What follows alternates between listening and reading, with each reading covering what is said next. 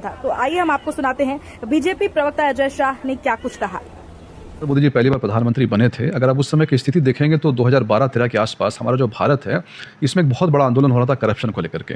पूरा का पूरा देश जो है वहाँ पर इकोनॉमिक्स कंडीशन जो है काफ़ी नेगेटिविटी थी, जो फॉरेन इन्वेस्टर्स से वो भी वापस भाग रहे थे और भारत का नाम हमेशा जो स्कैम्स को लेकर के आ रहा था। कभी कॉमनवेल्थ का स्कैम आ रहा था, कभी आदर्श घोटाला आ रहा था। लेकिन नरेंद्र मोदी जी प्रधानमंत्री बने और उन्होंने सबसे पहले जो इकोनॉमिक्स लैंडस्केपिंग है इसको पूरा चेंज किया।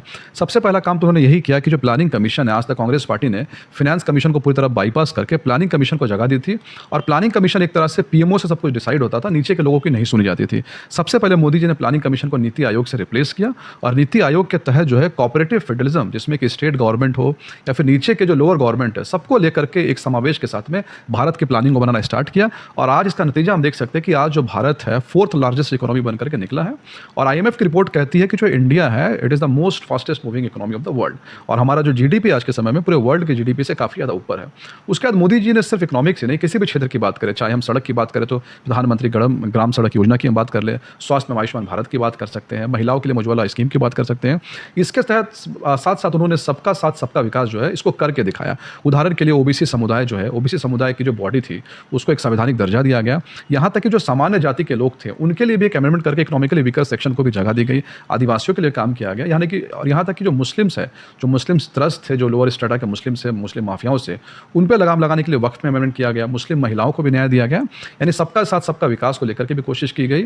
और यहाँ तक कि हम देखेंगे जैसे कि जो रोजगार की बात बार बार होती है तो नरेंद्र मोदी ने हमारे भारत में एक नया कॉन्सेप्ट एक तरह से लॉन्च किया या फिर हम कह सकते हैं इसको काफ़ी ज़्यादा पॉपुलर किया। वो ये है कि जो भारतीय है, जो युवक है, वो सिर्फ रोजगार लेने वाला नहीं, रोजगार देने वाला भी बने। और उसी के तहत एंटरप्रेन्योरशिप स्किल का डेवलप किया गया, स्किल इंडिया के तहत किया गया। स्टार्टअप इंडिया के तहत जो है हमारे भारत में काफ़ी ज़्यादा यूनिकॉर्न डेवलप हुआ।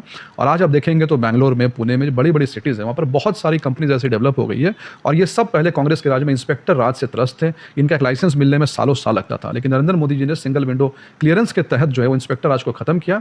आज जो ईमानदार बिजनेसमैन है वो काफ़ी खुश है, पूरा वैश्य समाज खुश है।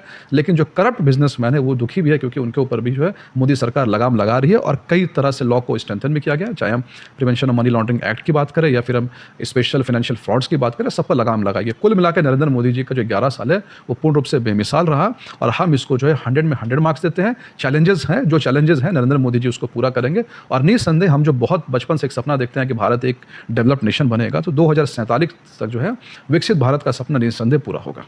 कहना है कि राहुल गांधी जी को प्रधानमंत्री बना दिया जाए तो सब कुछ ठीक हो जाएगा। मैं तो कह ही रहा हूँ कि 2012 और 13 में जो स्थिति थी भारत की, उससे अगर आप कंपेयर करेंगे, किसी भी क्षेत्र में आप कंपेयर करेंगे, कोई भी डेटा उठा ले विपक्ष, एजुकेशन का डेटा उठा ले, कॉलेज का डेटा उठा ले, हॉस्पिटल का डेटा उठा ले, सड़क की लंबाई का डेटा उठा ले, कोई भी डेटा उठाए और मुझे ये बता दे कि किस डेटा में जो है डिक्लाइन हुआ है, ऐसा एक भी डेटा वो प्रोड्यूस नहीं कर पाएंगे। विपक्ष का जो एलिगेशन है पूर्ण रूप से एकदम सब्सटेंसलेस है और विपक्ष के जो नेता है राहुल गांधी जी, अनाप शनाप बयानबाजी करने के कारण राफेल केस में नरेंद्र मोदी जी के खिलाफ उन्होंने कीचड़ उछाला, जिसमें उन्हें लिखित माफी मांगनी पड़ी, अनकंडीशनल अपॉलजी उन्होंने दिया था।